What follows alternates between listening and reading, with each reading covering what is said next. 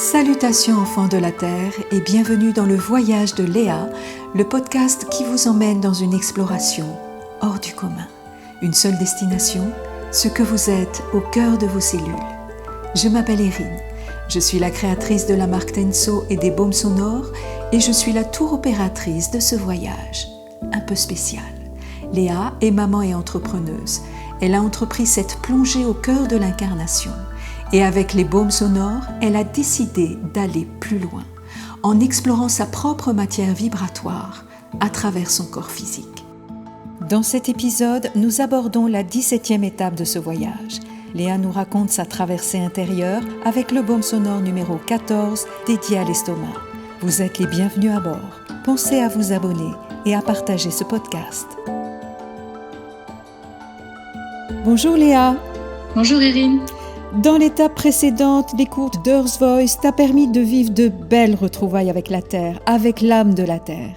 Et ceci a permis de vérifier que cet ancrage dans le corps est aujourd'hui achevé.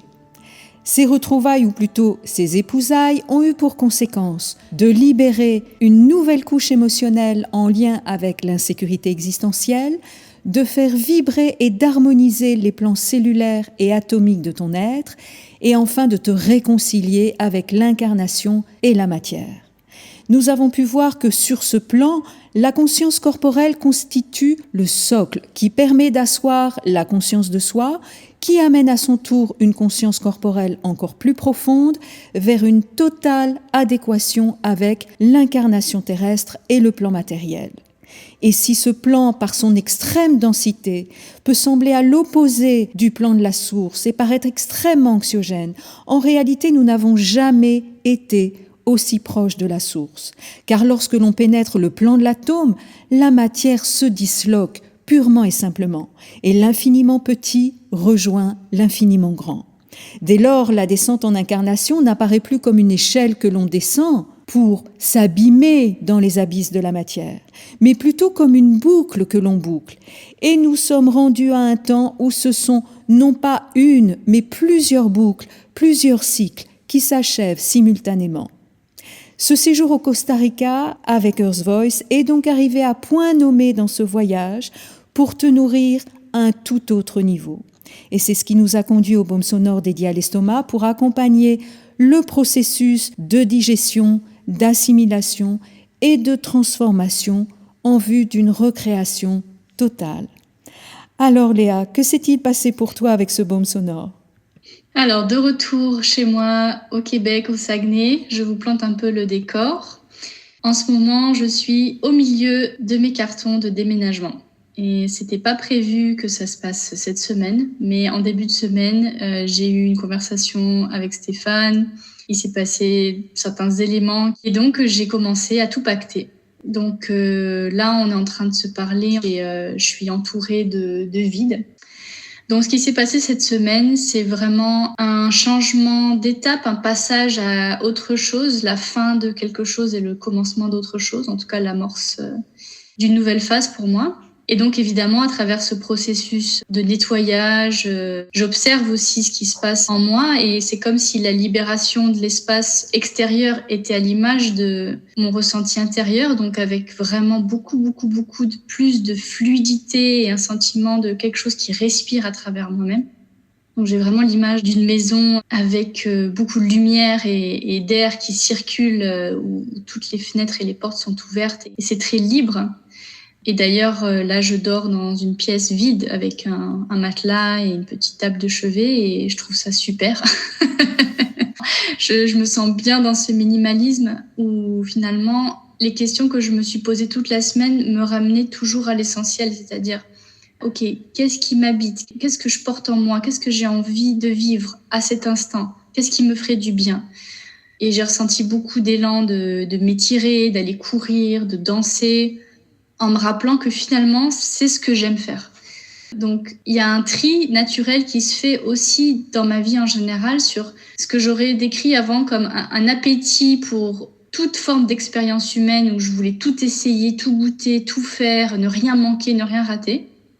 Et maintenant, je mets de côté ce qui n'est plus essentiel pour revenir vraiment à ce qui est moi.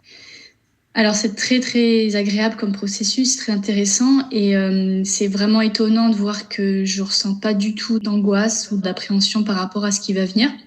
À l'heure actuelle, je sais même pas encore où est-ce que je vais vivre parce que j'étais supposée aller louer une chambre chez ma maman et en une conversation avec elle, je me suis dit non, ça sera pas possible. Parce que bon, voilà, j'ai besoin de mon espace et elle du sien, je pense aussi. Donc j'ai besoin de ma liberté, j'ai besoin de mon autonomie et j'ai besoin surtout d'être dans un endroit en fait où je suis pas encombrée d'autre chose. J'ai vraiment envie d'être avec moi-même, d'être dans cette plénitude et d'être dans ce vide en fait. Un vide qui devient une plénitude, là, pour le coup. Oui, exactement. C'est un vide qui est vécu comme une plénitude et qui supporte pas l'encombrement. Il faut que ça reste dégagé, il faut que ça reste ouvert. C'est un vide qui veut rester vide. Absolument, oui.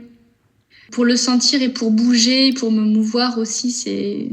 Voilà, donc il y a plus de souplesse, il y a plus de circulation, une plus grande fluidité et avec ça une très grande facilité à s'adapter à toutes les situations. Et c'est marrant parce que tu éprouves le besoin de t'étirer, de retrouver une forme de souplesse corporelle.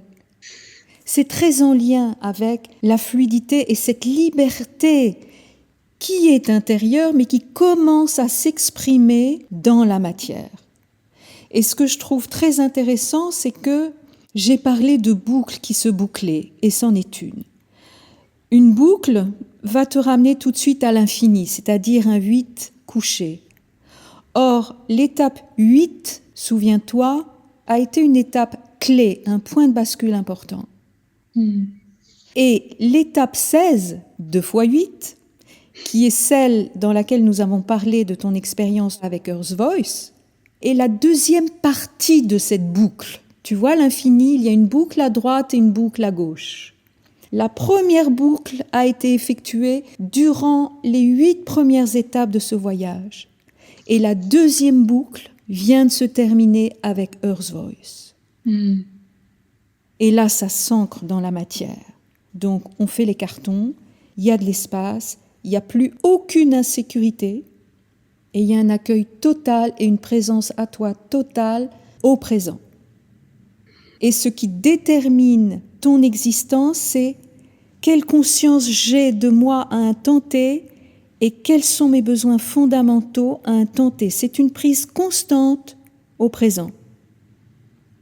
Et on avait parlé, souviens-toi, au début de ce voyage, de l'allure que pouvait avoir ta demeure physique. Et à l'époque, tu nous avais décrit un bel appartement haussmannien, richement décoré avec de très beaux objets qui faisaient ta fierté et dont tu étais l'heureuse propriétaire. Alors aujourd'hui, si tu devais décrire ta demeure, à quoi ressemblerait-elle ? Oui, on est rendu ailleurs.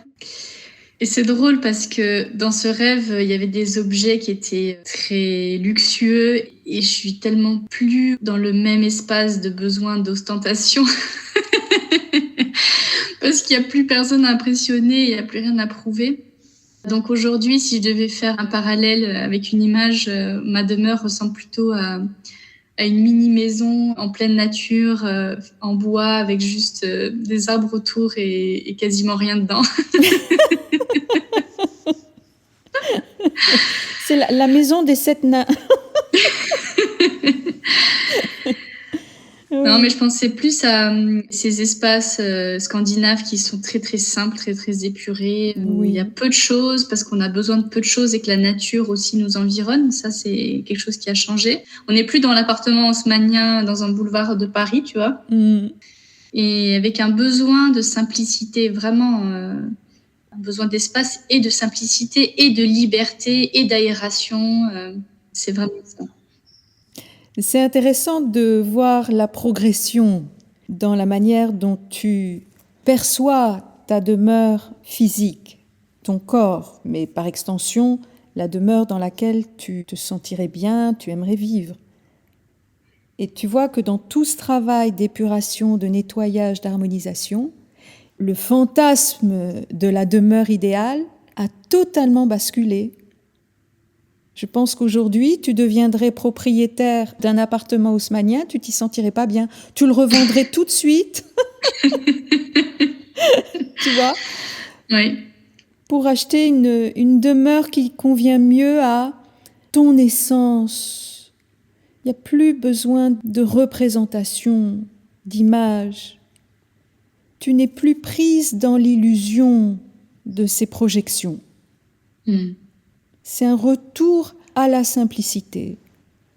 L'essence appelle l'espace et la simplicité, et encore plus d'espace et encore plus de simplicité. Donc tu vois, on a parlé de ce baume estomac qui permettait d'accompagner le processus final de digestion, d'assimilation et de transformation de tout ce qui a été vécu pendant ces 2 fois 8, ces 16 étapes, pour ancrer quelque chose de totalement différent dans la matière. Et aujourd'hui, un lit, une table de chevet, une recherche de souplesse, de liberté, de fluidité, d'harmonie qui doit être maintenue dans cet espace, qui ne souffre pas d'encombrement. Et en même temps, c'est une page blanche qui s'ouvre. Oui. C'est une page blanche. Qu'est-ce qui va s'écrire dessus ? C'est pas le sujet. Mais par contre, chaque mot qui va s'inscrire sur cette page blanche va être dicté par l'essence que tu es. Chaque mot devra porter une goutte de cette essence. Là, tu vois, on est dans l'économie des mots, mais chaque mot, comme chaque objet qui va venir meubler cet espace de vie, doit être choisi avec soin. Il doit créer de l'harmonie, créer de la beauté, ne pas surcharger l'espace et être une nourriture pour toi, une source de satisfaction. Donc cet espace vide, c'est une coupe. Parce que quand l'espace est libre, ouvert et dégagé, c'est aussi un espace qui permet d'accueillir plus encore. Et en l'occurrence, de t'accueillir. Là, il est question de t'accueillir. Et le processus est tellement intelligent qu'au moment où tu rentres au Saguenay, le processus de déménagement s'accélère et le père de ton fils choisit d'emmener ton fils pendant 3 semaines. Donc là, pendant 3 semaines, tu es avec toi, uniquement avec toi. Oui. Dans cet espace totalement ouvert de recréation totale. J'aime bien utiliser l'image de la coupe pleine d'eau, une eau transparente, cristalline. Mais ton essence, elle est singulière, elle est unique.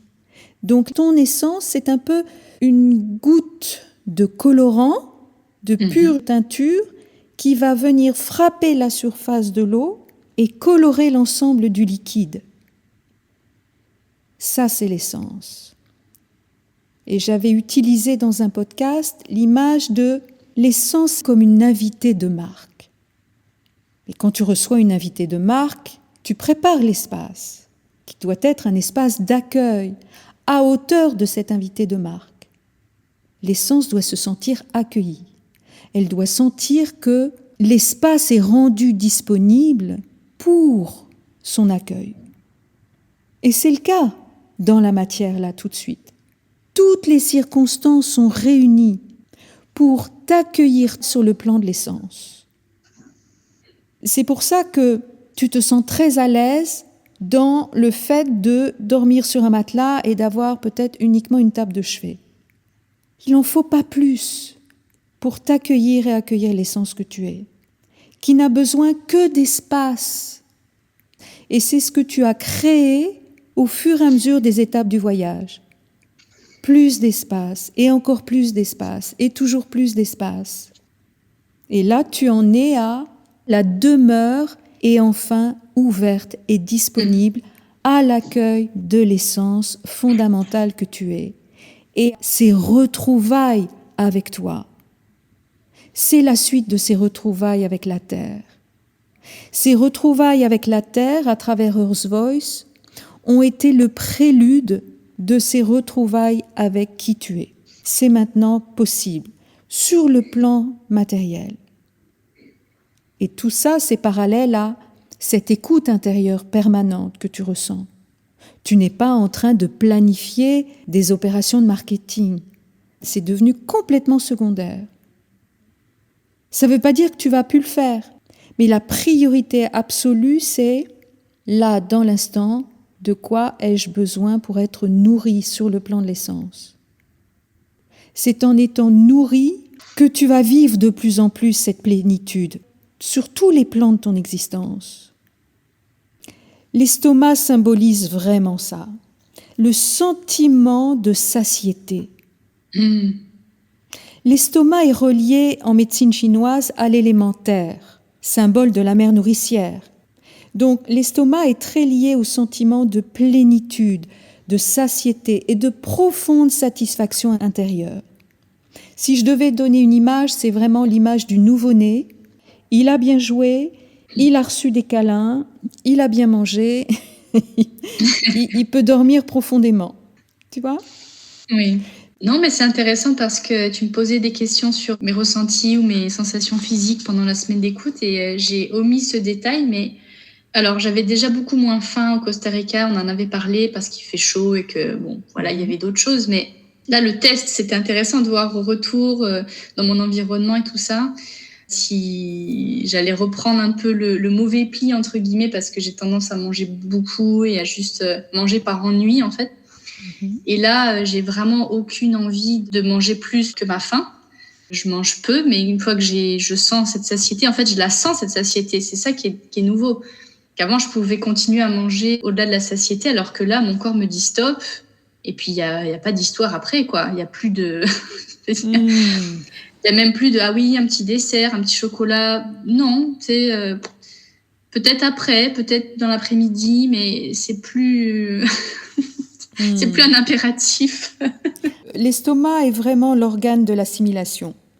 L'estomac révèle aussi la capacité à s'ouvrir à l'inconnu, à intégrer de nouvelles informations, de nouvelles idées et à s'adapter avec aisance. Donc la satiété va avec le sentiment de plénitude, mais aussi avec une profonde sécurité, mais qui n'est plus un sujet, on ne peut même plus le nommer ça. La plénitude ne peut pas matcher avec l'insécurité. La plénitude occupe tout l'espace disponible. Il n'y a pas de place pour l'insécurité, il n'y a pas de place pour le doute, il n'y a pas de place pour la crainte. Et autre chose qui était super intéressant, j'ai été traversée de petits soubresauts émotionnels, comme des mini montagnes russes émotionnelles, où d'un coup, il y avait une émotion et là, je pouvais pleurer. 2 minutes après, c'était fini. 10 minutes après, il y en avait de nouveau. Et quand tu m'as posé la question avant qu'on enregistre, c'était vraiment étonnant, et là j'en prends conscience, de remarquer qu'il y avait cette décharge émotionnelle, mais que je ne peux rattacher à rien en particulier. Je ne peux pas dire que c'est lié à de la tristesse ou de la nostalgie ou de la mélancolie ou quoi que ce soit. C'est vraiment juste une décharge physique en fait. Alors ça, c'est vraiment un aspect très, très intéressant du processus. Et naturellement, c'est quelque chose que tu peux vivre au bout d'un certain nombre d'étapes. Et donc, tu peux te féliciter d'en être rendu là, Léa. Parce que dans la souffrance, il y a 2 aspects pour moi. Il y a d'une part la tension, la charge énergétique présente dans le corps. Et la deuxième charge, on va dire, c'est toute l'histoire que l'ego va se raconter sur cette émotion, cette souffrance, cette tension dans le corps. C'est la charge psychologique qui est apposée ou adossée à la charge dans le corps. Et pour moi, la plupart du temps, c'est la plus lourde. Parce que c'est vraiment toute la part astrale de la conscience. Or, si on enlève cette tension psychologique, c'est juste une charge qui se libère dans le corps, comme une capsule, une bulle qui remonte à la surface et puis qui éclate à l'air libre. Donc tu peux avoir une bouffée émotionnelle, c'est-à-dire peut-être des larmes à un moment donné, et puis ça s'arrête. Mais comme tu le dis très bien, ça n'est rattaché à aucune histoire. Au point neutre, c'est une charge dans le corps. Là, on parle de bouffée émotionnelle, mais C'est la même chose pour la souffrance physique, c'est-à-dire une douleur dans le corps, une tension corporelle, à laquelle s'ajoute une tension psychologique de l'ego souffrant et incertain qui va se raconter toute une histoire autour de cette douleur et de cette tension physique. On peut en faire l'économie. Au point zéro, c'est la libération d'une charge énergétique ou une tension dans le corps. Au point zéro. On n'est pas obligé de se laisser embarquer par la logorée de l'ego. Donc c'est intéressant ce que tu vis et exprimes là. Ça fait partie aussi de l'espace rendu disponible dans ta demeure. Parce que toute la sphère émotionnelle a été épurée. Ça crée de l'espace. Sur le plan physique, sur le plan de la psychologie et sur le plan mental. Cette demeure, elle est à étage. Et l'étage mental est complètement désencombré. L'étage émotionnel, c'est pareil. Et au niveau du corps, eh bien, tu vis une décharge, c'est-à-dire une charge qui se libère au point zéro, sans pouvoir rattacher cette charge à une histoire ou à une émotion particulière. C'est une vraie liberté, ça, Léa. Ah ben oui. Tu vois ? Ah oui, j'en suis tout étonnée. Et c'est vrai qu'il n'y a plus de rattache à l'histoire et plus de rattache aussi à un point temporel parce que je me rends compte à quel point quand il y a une émotion qui vient, j'aurais pu avoir tendance à ramener une histoire du passé ou alors justement à projeter quelque chose du futur. Donc il y a toujours en fait ce balancier entre passé et futur qui nous empêche de voir l'instant présent. C'est comme ça se faisait automatiquement. Et là, vraiment, pour la première fois, il y a eu des décharges physiques sans qu'il y ait rien qui soit tiré du passé ou du futur, tu vois. Enfin, il n'y avait rien à rattacher à ça, en fait. C'était dans l'instant présent, tu vois. Oui. Cette neutralité est liée à la fois au fait qu'il n'y a plus cette tension psychologique attachée à ce que vit le corps, mais parce qu'il y a une prise au présent. Et ce que je trouve très intéressant, c'est que durant cette semaine d'écoute, tu as eu une angine. Oui. Et ça nous ramène à l'étape qui concernait la thyroïde et tous les conflits liés au temps. Oui. Donc, dans cette angine qui intervient à ce moment-là, c'est une décristallisation de ce rapport au temps. Je vis simplement le corps dans l'instant présent et il n'y a pas d'histoire ou de projection temporelle sur ce que vit le corps. Donc, l'épuration est passée aussi par la gorge. Et au passage, l'estomac est très en lien avec le plexus solaire qui est un centre émotionnel important, tout comme la thyroïde. Donc là, il y a une jolie collaboration avec un nettoyage qui s'est effectué au niveau de la gorge et qui n'a pas duré longtemps. Non. Je me retrouve à avoir moins de choses à dire. Je t'écoute et je suis vraiment juste dans l'intégration de tout ce qui est dit, mais j'ai plus rien à rétorquer. Je savoure en même temps que toi, Léa. Oui.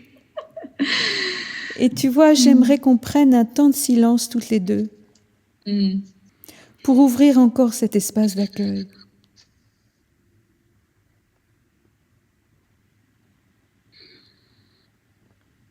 Que tu sentes l'ouverture.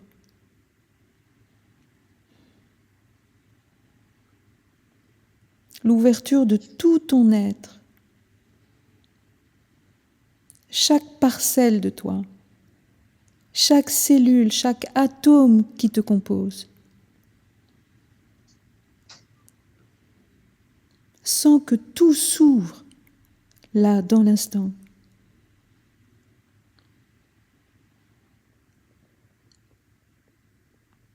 Comme des milliers de millions de milliards de boutons de fleurs qui s'ouvrent en même temps.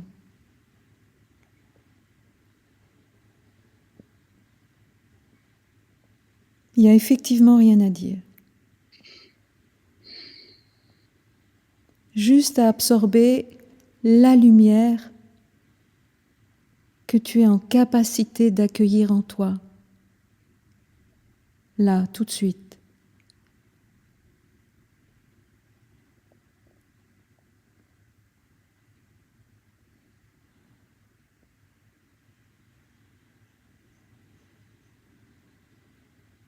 Et sens que c'est toute ta cage thoracique qui s'ouvre là. Une plus grande amplitude respiratoire.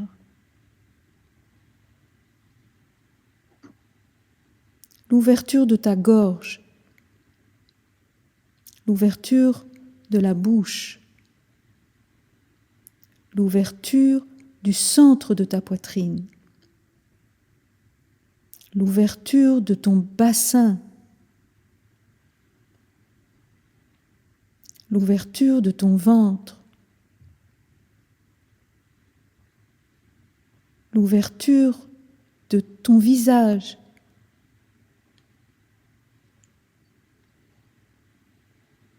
l'ouverture de tous tes centres énergétiques,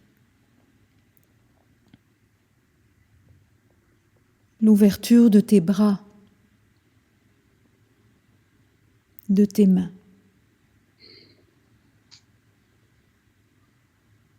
Tout ton être est une seule et même surface d'absorption de la lumière.